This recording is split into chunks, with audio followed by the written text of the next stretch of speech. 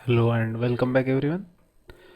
आज हम बात करने वाले हैं OSRM मॉडल के बारे में, जो कि है अपना open system interconnection reference model. हमने देखा था पिछले लेक्चर में कि TCP/IP मॉडल और OSRM मॉडल, ये दो मॉडल होते हैं अपने, जो कनेक्शन इस्टेब्लिश होता है दो नेटवर्क्स के बीच में या फिर दो पीसीज के बीच में, तो उसमें दो मॉडल का इस्तेमाल होता है। ठीक है, तो एक होता है अपना OSI मॉडल, ठीक है, और एक होता है अपना TCP/IP मॉडल। तो OSI मॉडल जो है ये एक थेरोटिकल मॉडल है, ठीक है, और TCP/IP जो है ये एक प्रैक्टिकल मॉडल है।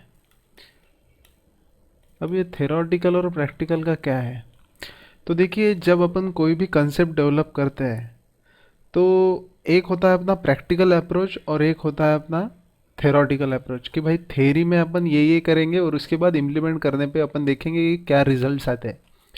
तो जब साइंटिस्ट डिसाइड कर रहे थे कि दो कंप्यूटर्स के बीच में जब अपने को अगर कनेक्शन इस्टेब्लिश करना है या फिर एक पीसी से दूसरी पीसी में अपने को अगर फाइल भेजनी है, तो उन दोनों के बीच में कुछ ना कुछ ऐसे प्रोटोकॉल्स या फिर लॉज होने चाहिए जो यूनिफॉर्म होने चाहिए, ताकि नेटवर्क में अगर हज़ारों पीसी या फिर लाखों करोड़ों पीसी भी रहे तो डेटा का फ्लो उनका एक दूसरे के साथ हो सके।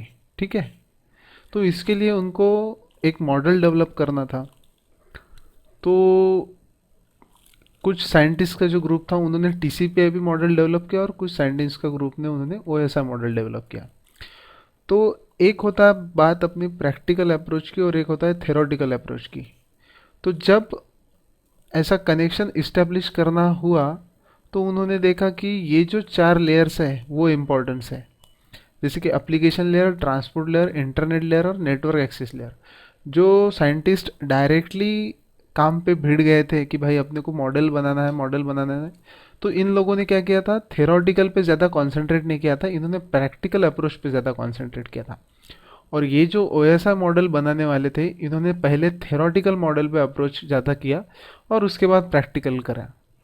तो ये जो OSI मॉडल है इसीलिए अपने को इसमें 7 लेयर दिखते हैं और TCP/IP मॉडल में 4 लेयर दिखती है। ठीक है, तो इसमें आप देख सकते हैं कि एप्लीकेशन लेयर है, प्रेजेंटेशन लेयर है, सेशन लेयर है, ट्रांसपोर्ट है, नेटवर्क लेयर है, डेटा लिंक लेयर है और फिजिकल लेयर है।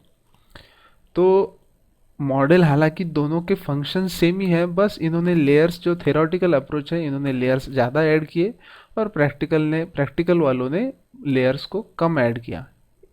अगर आप देखें ऐसे तो एप्लीकेशन लेयर जो है ये चौथी लेयर, तो ये देखिए ये लेयर एक ही है यहाँ तक। ठीक है, एप्लीकेशन, प्रेजेंटेशन और सेशन लेयर जो OSI मॉडल में आते हैं तो वो TCP/IP मॉडल में सिर्फ एप्लीकेशन लेयर का बरोबरी कर लेती है वो। ठीक है, फिर ट्रांसपोर्ट लेयर इसमें भी है और ट्रांसपोर्ट लेयर इसमें भी है। फिर नेटवर्क लेयर कहा गया है इसमें और इसमें इंटरनेट लेयर कहा गया है। और ये दो लेयर मिला के फिर यहाँ पे एक लेयर बनी है जो डेटा लिंक लेयर और फिजिकल लेयर है, तो यहाँ पे नेटवर्क एक्सेस लेयर है। तो ये आपको क्लियर हो गया कि दो मॉडल है, एक है अपना OSI मॉडल, एक है TCP/IP मॉडल। दोनों ही मॉडल सेम है, बस ये थेरोटिकल अप्रोच वाला है जो साइंटिस्ट पहले थ्योरी डेवलप की थी और उसके बाद उन्होंने प्रैक्टिकल अप्रोच किया तो इनको 7 लेयर्स मिले।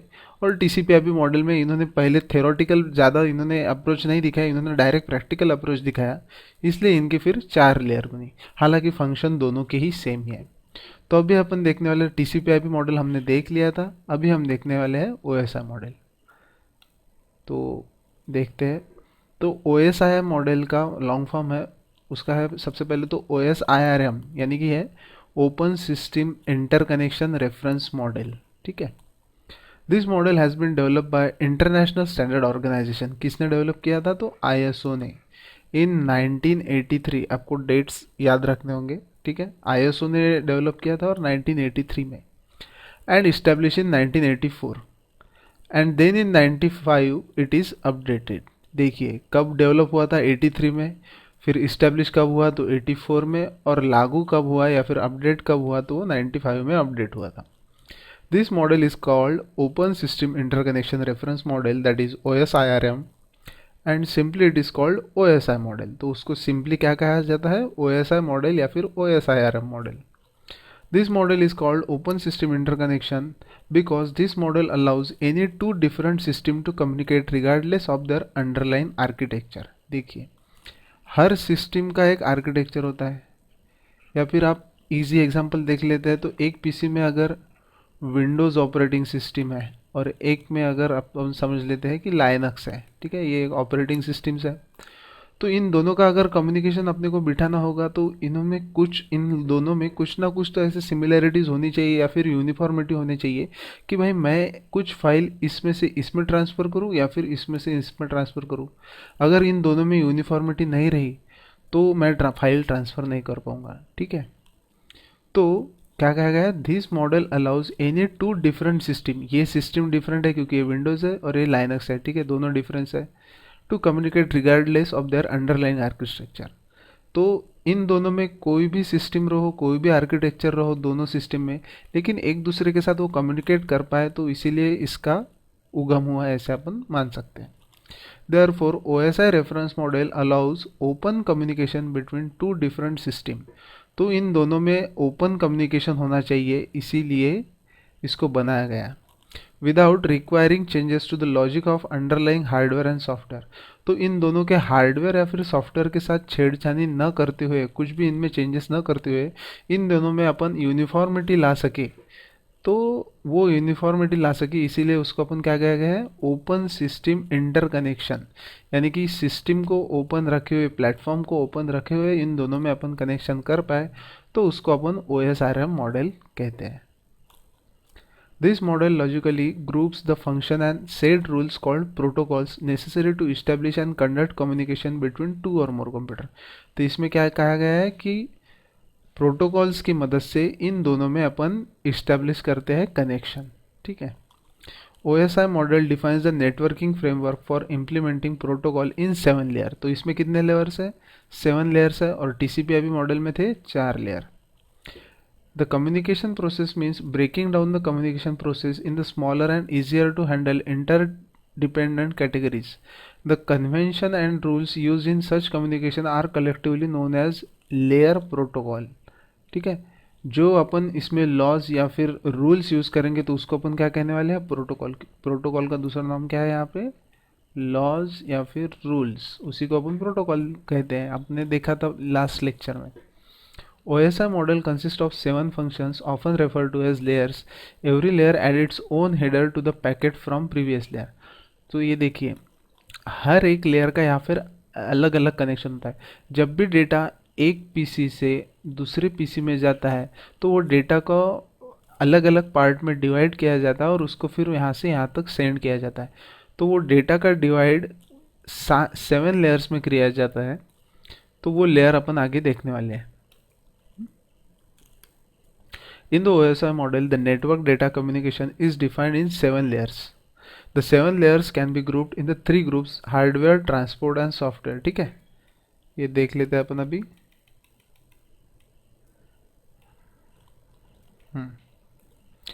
Layer 1 2 3 that is physical, data link and network. ये देखिए नीचे से शुरू होता है, फिजिकल, डेटा लिंक और नेटवर्क। ये कौन से लेयर्स है, हार्डवेयर लेयर्स है। फिर ट्रांसपोर्ट लेयर, जो डेटा यहाँ से हार्डवेयर से सॉफ्टवेयर में भेजता है, इसीलिए उसको क्या कहा गया है, हार्ट ऑफ OSI। ठीक है, फिर क्या गया है, layer 4 transport layer provides end to end reliable data transmission. तो एंड टू एंड डेटा कौन ट्रांसपोर्ट करता है, तो ट्रांसपोर्ट लेयर करता है। 5 6 and 7th layer that is session, presentation and application layer, इनको क्या कहा गया है, सॉफ्टवेयर लेयर कहा गया। ठीक है, 7 layers of OSI reference models are in given below. देखिए यहाँ पे आपको डायग्राम से क्लियर हो जाएगा। फर्स्ट लेयर कौन सी होती है, फिजिकल, फिर डेटा लिंक और नेटवर्क। ये देखिए, इसके आपको शॉर्टकट लिख लीजिए, PDNTSPA।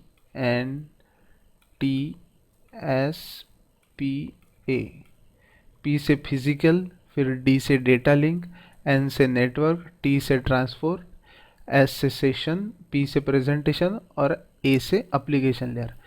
नीचे की 3 लेयर हार्डवेयर लेयर, ऊपर की 3 लेयर सॉफ्टवेयर लेयर, और बीच में जो होता है वो है heart of OSI reference model. यानी कि हार्डवेयर को सॉफ्टवेयर तक इंफॉर्मेशन पहुंचाना या फिर सॉफ्टवेयर से हार्डवेयर तक पहुंचाना किसकी जिम्मेदारी होती है, तो ये होती है ट्रांसपोर्ट लेयर की, इसीलिए इसको हार्ट ऑफ ओएसआई भी कहा गया है। In the OSI model the control is pass from one layer to the next. देखिए, एक लेयर से दूसरे लेयर तक इंफॉर्मेशन पास ऑन की जाती है, लेयर 1 से 2 3 4 5 ऐसी लेयर इंफॉर्मेशन पास ऑन की जाती है। Starting at the application layer 7 in one station and proceeding to the bottom layer over the channel to the next station backup in the hierarchy। तो शुरुआत कहाँ से होती है? एप्लीकेशन लेयर से, फिर 6 7 5 4 ऐसे यहाँ तक जाती है, वो नीचे तक लेयर 1 तक। The OSI model takes the task of internetworking and divides that up into which is referred to as vertical stack, and that consists of the following 7 layers. All these 7 layers work collectively to transmit the data from one person to another across the globe. Below we have discussed the 7 layers that from OSI reference model। तो अभी अपन हर एक layer का function देख लेते हैं, जैसे कि physical layer का क्या फंक्शन है, data link, network, transport, session, presentation और एप्लीकेशन। इन हर एक लेयर का कुछ ना कुछ फंक्शन है, तो वो अपन अभी देखने वाले हैं कि हर एक लेयर का क्या क्या फंक्शन है। तो सबसे पहले अपन शुरुआत करते हैं एप्लीकेशन लेयर की, जो सबसे टॉप मोस्ट लेयर होती है, ऊपर से शुरू करते हुए। At the very top, at the very top of OSI reference model, the stack of layer find application layer। तो कौन सी लेयर अपने को मिलती है? तो application layer, which is implemented by the network application। This application produces the data which has to transport over the network, transfer over the network। This layer also serve as a window the application services to access the network and for displaying received information to the user। Application layer is also called desktop layer। देखिए, आपको ज़्यादा याद रखने की ज़रूरत नहीं, आप सिर्फ इसको ये याद रख लीजिए कि एप्लीकेशन लेयर को ही अपन क्या कहते हैं? डेस्कटॉप लेयर भी कहते हैं। देखिए, इसका बेस्ट एग्जांपल मैं आपको बताता हूँ कि आप जो भी स्क्रीन पर देखते हैं वो किसकी मदद से देखते हैं? एप्लीकेशन लेयर की।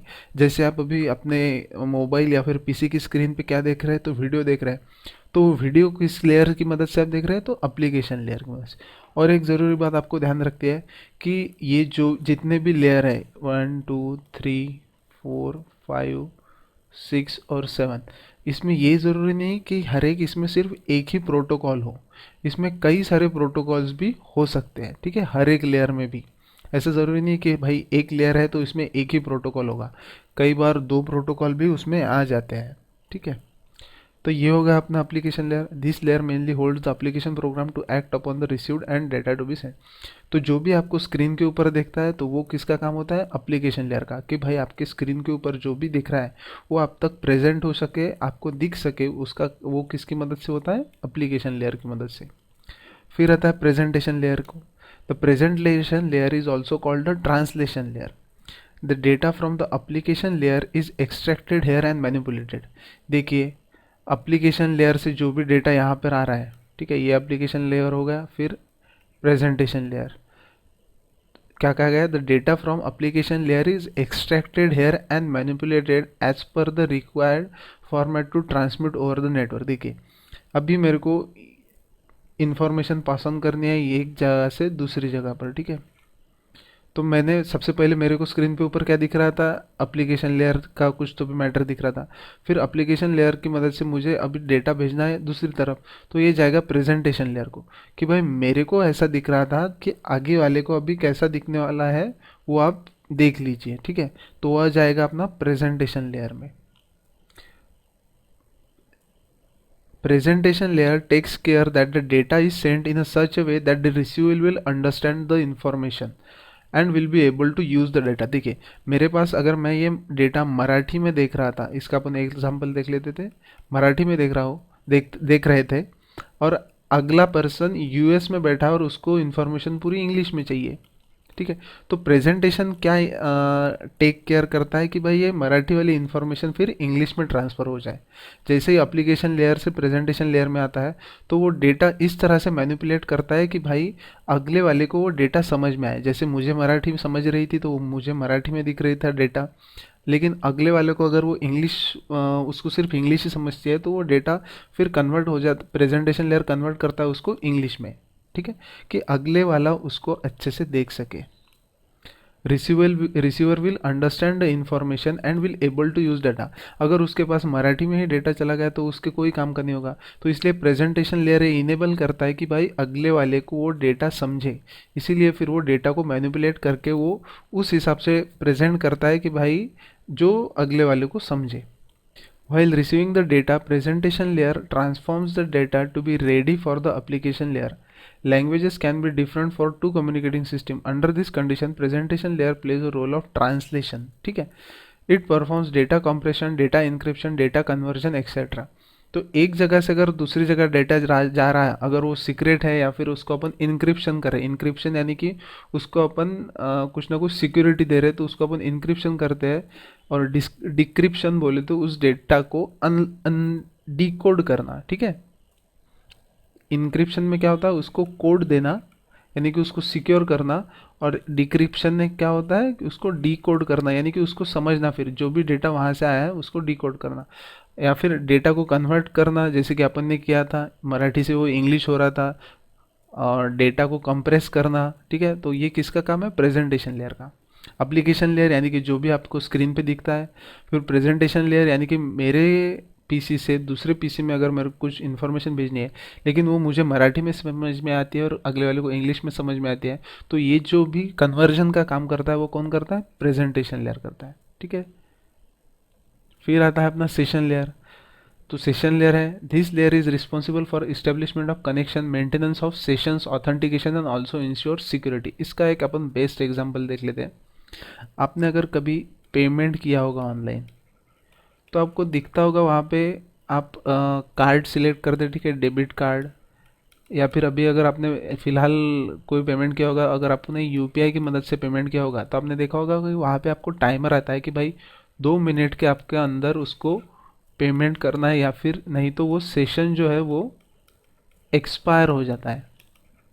यानी कि आपको फिर से पूरी प्रोसीजर करनी होती है पेमेंट की। अगर आपने 2 मिनट के अंदर कर दिया तो आपका पेमेंट सक्सेसफुल हो जाता है, अगर आपने नहीं किया तो वो सेशन एक्सपायर हो जाता है। वही सेशन लेयर है। एक इन्फॉर्मेशन अपन दूसरी जगह कुछ तो भी भेज रहे होंगे या फिर कुछ कर रहे होंगे, तो उसको सेशंस में बांटा जाता है कि भाई ये काम इतने जल्दी होना ही चाहिए, इतने पीरियड में वो सेशन चलता है। अगर उस टाइम पीरियड में वो नहीं हुआ तो वो सेशन एक्सपायर हो जाता है। क्यों है, क्योंकि ये सिक्योरिटी प्रोवाइड करता है आपको। नहीं तो ये सेशन चलता ही जाता था, और अगर ट्रांजैक्शन हो भी जाता था तो वो आपको समझ में नहीं आता था कि ट्रांजैक्शन हुआ कि नहीं हुआ।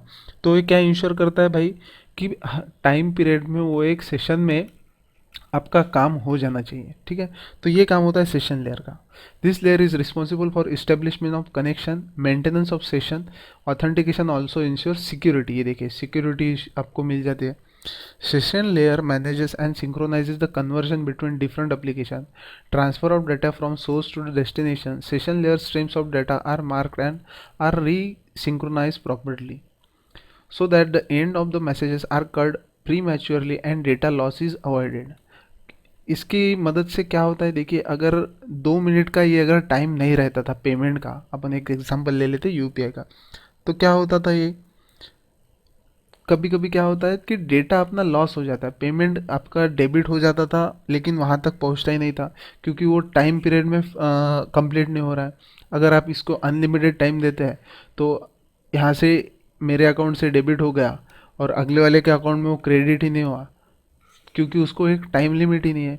अगर इस चीज़ को 2 मिनट की टाइम लिमिट देती है अपन, तो इसकी मदद से क्या होगा कि मेरे अकाउंट से जैसे ही डेबिट हुए तो कुछ ही सेकंडों में उसके अकाउंट में क्रेडिट भी हो जाएगा। तो इसीलिए उसको सेशंस में उसको बांटा गया है कि भाई काम कुछ ना कुछ टाइम पीरियड में हो, उसकी सिक्योरिटी भी रहे और कनेक्शन भी अच्छे से इस्टेब्लिश रहे। ठीक है, सेशन लेयर मैनेजेस एंड सिक्रोन, ये अपन ने देख लिया। So that the end of the messages are cut prematurely and data is avoid, data loss is avoided. All the above 3 layer are integrated in a single layer in TCP IP model application layer. Implementation of this 3 layer don't by the application itself, there are also known as upper layer और software layer. ठीक है, तो ये 3 layer अपन ने देख लिया। अभी सबसे पहले कौन सी थी, एप्लीकेशन लेयर, प्रेजेंटेशन लेयर और सेशन लेयर। ये कौन सी लेयर थी, हार्डवेयर वाली लेयर थी, अपन ने यहाँ पे देखा था। ये देखिए नहीं सॉरी, सॉफ्टवेयर वाली लेयर्स थी ये, ठीक है। एप्लीकेशन, प्रेजेंटेशन और सेशन। एप्लीकेशन यानी कि आपको डेस्कटॉप पे जो देता है, प्रेजेंटेशन यानी कि आपको जो भी डेटा मैनिपुलेट करके अगले वाले को भेजना है या फिर उसको रेडी फॉर्म में उसको समझने के लिए जो भी लेयर काम करता है वो होता है प्रेजेंटेशन लेयर। और सेशन लेयर यानी कि आपको कनेक्शन इस्टेब्लिश हो, आपका कनेक्शन सिक्योर्ड हो, वो किसका काम होता है, सेशन लेयर का। अभी देखने वाले हैं अपन ट्रांसपोर्ट लेयर, जो हार्ट ऑफ ओएस है। हार्ट जो भी आप बोलते होंगे। Transport layer provides services to the application layer and takes services from the network layer. The data in the transport layer referred to as segments. It is responsible for end-to-end delivery and complete message. Transport layer also provides the acknowledgement of the successful data transmission and transmit the data if an error is found. Transport layer decides of data transmission should be on parallel path or a single path. Such functions such as multiplexing, segmenting or splitting on the data are done by thin layer. It receives messages from session layer. Above it convert the messages in the smaller units, passes on to the network layer. Transport layer can be very complex depending upon the network requirement. This layer is also called heart of OSM. देखिए, तो transport layer का काम क्या है। अपन ने 2 lecture पहले एक example लिया था कि भाई ईमेल एक जगह से दूसरी जगह कैसा जाता है। अगर ईमेल में अपन 20 यानी कि 20 MB की अगर अपन फाइल भेज रहे हैं तो उसको वो कैसे फ्रैगमेंट्स में डिवाइड करता है। जैसे कि 4 फ्रैगमेंट्स में उसने डिवाइड किया तो 5 5 MB की वो फाइल एक जगह से दूसरी जगह पे भेजेगा। फिर वो फाइल्स को ब्रेक करेगा तो ये देखिए, एक गया, दूसरी गई, तीसरी गई और चौथी गई। जैसे ये चारों फाइल इसको मिल जाती है सेकंड वाले को, तो वो क्या कर देता है, हर एक पैकेट को वो नंबरिंग दे देता है कि भाई ये दूसरा है, ये तीसरा है और ये चौथा है। तो वो इसके पहले यहाँ पे वो अरेंज कर लेता है उसको सीरियल नंबर वाइज अनुसार, ठीक है। और फिर दूसरे वाले को वो प्रेजेंट हो जाता है डेटा। तो इस तरह से ट्रांसपोर्ट लेयर काम करता है कि भाई एक अगर फाइल है उसको डिवाइड करता है उसके कुछ ना कुछ हिस्सों में। जैसे कि यहाँ पे अपन ने 20 MB की फाइल थी तो उसको अपन ने 5 के 4 में सेट में उसको डिवाइड कर लिया। और फिर वो फाइल दूसरी जगह जाने से पहले उसको हर एक पैकेट को उसका नंबरिंग दिया जाता है। फिर वो नंबरिंग को जैसे वो दूसरे को रिसीव होता है उसको अपन सीरियल नंबर वाइज अरेंज कर देते हैं और वो दूसरे वाले को फिर प्रेजेंट होता है। तो ये काम जो है डेटा को फ्रैगमेंट में डिवाइड करने का या फिर पैकेट्स में डिवाइड करने का और दूसरी जगह भेजने का, वो काम कौन करता है, ट्रांसपोर्ट लेयर। इसी तरह से ये तीनों जो चीज़ें हैं, ये तीनों जो लेयर्स है, एप्लीकेशन, प्रेजेंटेशन और सेशन लेयर का जो भी डेटा आता है उसको नेटवर्क लेयर तक पहुंचाने का काम कौन करता है, ट्रांसपोर्ट लेयर करता है। सॉफ्टवेयर से हार्डवेयर तक इंफॉर्मेशन जाने के लिए कौन मदद करता है, अपना ट्रांसपोर्ट लेयर, ठीक है। यहाँ तक क्लियर हो गया अभी ट्रांसपोर्ट लेयर का। फिर आते हैं अपन अभी हार्डवेयर से। नेटवर्क लेयर 3 नंबर की लेयर है अपनी network layer. Network layer work for the transmission of data from one host to other located in the different network. It also take care of packet muting, that is selection of shortest path to transmit the data from number of routes available. The sender and receiver's IP address are placed in the header by the network layer.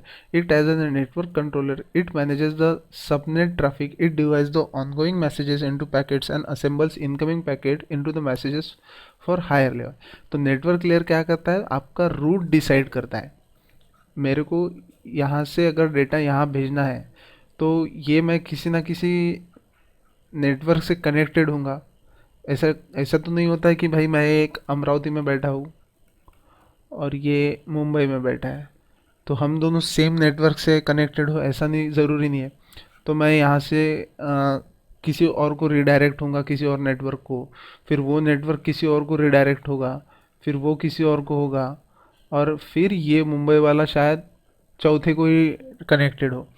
तो network layer ये ensure करता है कि भाई ये ऐसा long route से ना जाती है, ऐसा कौन सा नेटवर्क है कि भाई जो ये दोनों शॉर्ट डिस्टेंस से कवर हो सके, ठीक है। ऐसा भी हो सकता है कि हम दोनों एक ही नेटवर्क पे कनेक्टेड हो तो फिर वो डायरेक्ट डेटा भेज देगा। लेकिन अगर मैं दूसरे नेटवर्क में हूँ और वो अगले पर्सन दूसरे नेटवर्क में है तो नेटवर्क लेयर क्या इंश्योर करता है कि भाई शॉर्टेस्ट रूट कौन सा है डेटा को ट्रैवल करने के लिए, ठीक है। तो ये काम किसका है, नेटवर्क लेयर का। फिर आता है अपना दूसरा लेयर यानी कि data link layer. The data link layer is responsible for the node to node delivery of the message. एक जगह से दूसरी जगह तक डेटा भेजने के लिए जो एंड टू एंड डिलीवरी होती है वो किसकी मदद से होती है, डेटा लिंक लेयर की मदद से। The main function of this layer is to make sure that data transfer is error free, यानी कि डेटा ट्रांसफर 100% हो। ऐसा नहीं कि भाई कुछ ना कुछ पार्ट मिसिंग हो। आपने देखा होगा कि कई बार अपन डॉक्यूमेंट्स डाउनलोड करते हैं, अगर वो पेज समझो 500 पेजेस का रहा, डॉक्यूमेंट 500 पेजेस का रहा, तो कई बार क्या हो जाता है कि 450 पेजेस ही डाउनलोड हो जाते हैं, बाकी की 50 पेजेस का जो डेटा होता है वो लॉस हो जाता है, अपना एरर आ जाता है उसमें। तो ये डेटा लिंक लेयर क्या इस्टेब्लिश इनेबल करता है अपने को कि 500 के 500 पेजेस इसमें आपके इसमें आ जाए, डेटा ट्रांसफ़र आपका एरर फ्री रहे from one node to another, यानी कि एक पीसी से दूसरे पीसी में आपका डेटा लॉस हो ही ना, ठीक है। तो ये काम किसका होता है, डेटा लिंक लेयर का। When the packet arrive in a network, it is responsibility of DLL to transmit the data to the host using MAC address। देखिए ये बहुत ज़्यादा बड़ा कंसेप्ट हो जाएगा आपके लिए DLL का, इसलिए उसको अपन स्किप कर लेते हैं, ठीक है। The transmitting and receiving the data frame sequentially it is managed by this layer। Transmit और रिसीव करना डेटा का ये किसका काम है, डेटा लिंक लेयर का।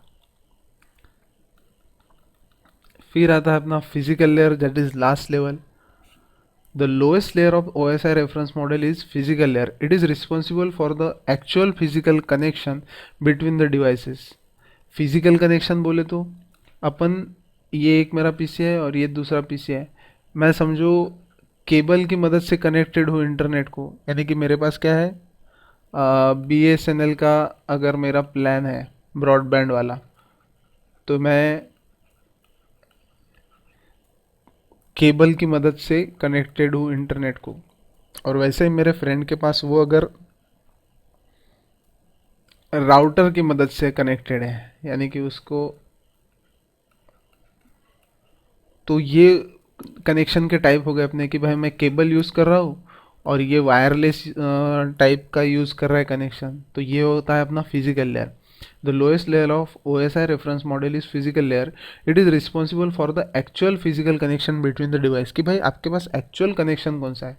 The physical layer contains information in the form of bits. It is responsible for the actual physical connection between the convert it in the zeros and ones and send them to the devices. देखिए connection में क्या होता है, actual connection में computer को कौन सी language समझ आती है, जीरोज एंड वन की। तो डेटा जो भी होता है वो किस में इनकोड होता है, वो जीरो एंड वन में, ठीक है। While receiving the data, this layer will get signal received in data link layer which will put the frame back together. Physical layer converts the digital analog bits into electrical signal or optical signal. Data encoding, it is also done in the layer, is known as lower layer or hardware layer. Network layer, data link layer and physical layer are also known as lower layer or hardware layer। ये तो आपको पता ही है कि तीनों, नीचे के 3 layer जो है हार्डवेयर लेयर, और ऊपर की 3 लेयर जो है सॉफ्टवेयर लेयर, और बीच वाली हार्ट है अपना। तो फिजिकल लेयर क्या करता है, जो भी सिग्नल्स है एनालॉग और डिजिटल उनको ट्रांसफ़र करता है। इसका अपन एग्जांपल लेते हैं अभी कि एक पीसी है और एक दूसरा पीसी है, ठीक है। बीच में अपना एक मॉडेम है। ये शायद अपने एग्जांपल देखा भी लिया था अपने सेकेंड यूनिट के फर्स्ट वीडियो में, ठीक है, कि भाई अगर डायल अप कनेक्शन है तो डायल अप कनेक्शन कौन सा होता है, एनालॉग होता है। तो एनालॉग को डिजिटल में कन्वर्ट करने का काम कौन करता है, फिजिकल लेयर, ठीक है। और फिजिकल लेयर और डिजिटल से एनालॉग करने में भी किसका काम होता है, फिजिकल लेयर का। यानी कि कंप्यूटर को जो भी लैंग्वेज समझ में आए वो लैंग्वेज में उसको बताने का काम कौन करता है, फिजिकल लेयर। जैसे कि कंप्यूटर को लैंग्वेज कौन सी समझ में आती है, जीरोज एंड वन की, और ह्यूमन को कौन सी समझ में आती है, जैसे कि इंग्लिश हो गई, मराठी हो गई, ये सब लैंग्वेज अपने को समझ में आती है। तो इंग्लिश से जीरोज एंड वन की लैंग्वेज में ट्रांसफ़र करने का काम कौन करता है, तो फिजिकल लेयर। बस आप इतना सिंपल इसको कंसेप्ट समझ सकते हो, ठीक है।